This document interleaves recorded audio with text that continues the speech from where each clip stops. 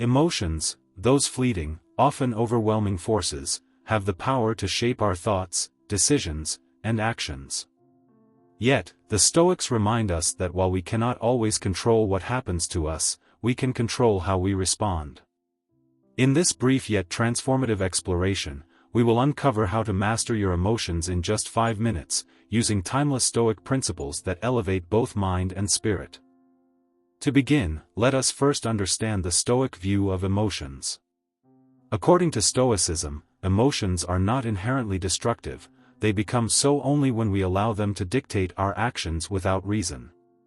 Seneca wrote, "We suffer more often in imagination than in reality."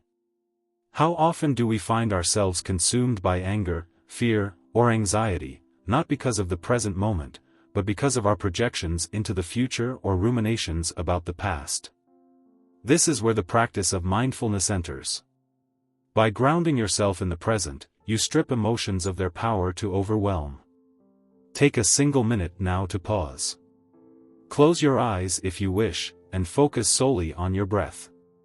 With each inhalation and exhalation, remind yourself, "I am here. This moment is enough." This simple act of presence creates a foundation upon which rational thought can prevail over unchecked emotion.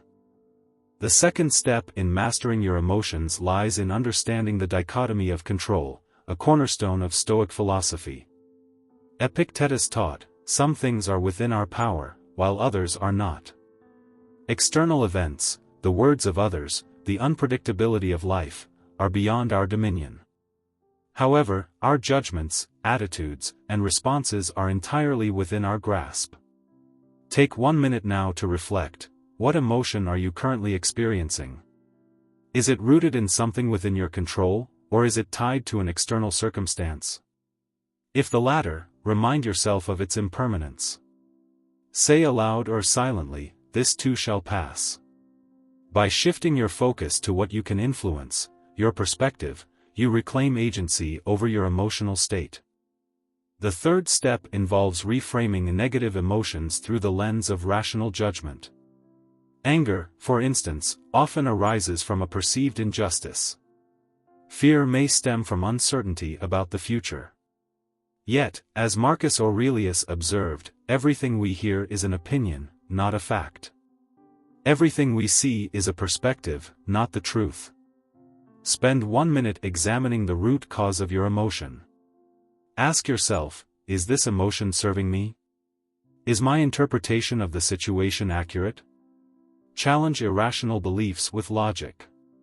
For example, if you feel anxious about an upcoming event, remind yourself that anticipation is often worse than the reality. By questioning the validity of your emotions, you weaken their hold over you.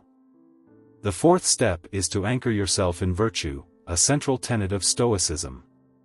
Virtue, defined as living in accordance with reason and nature, serves as a compass during turbulent times. When emotions threaten to derail you, ask, what would the virtuous response be? Would it involve patience, courage, or compassion? For 1 minute, repeat a Stoic mantra that resonates with you. It could be, "I am the master of my thoughts, not my circumstances," or, a more fatty, "I embrace what comes." These words serve as reminders of your strength and resilience, reinforcing your commitment to emotional mastery. In these final moments, take a deep breath and acknowledge the progress you have made.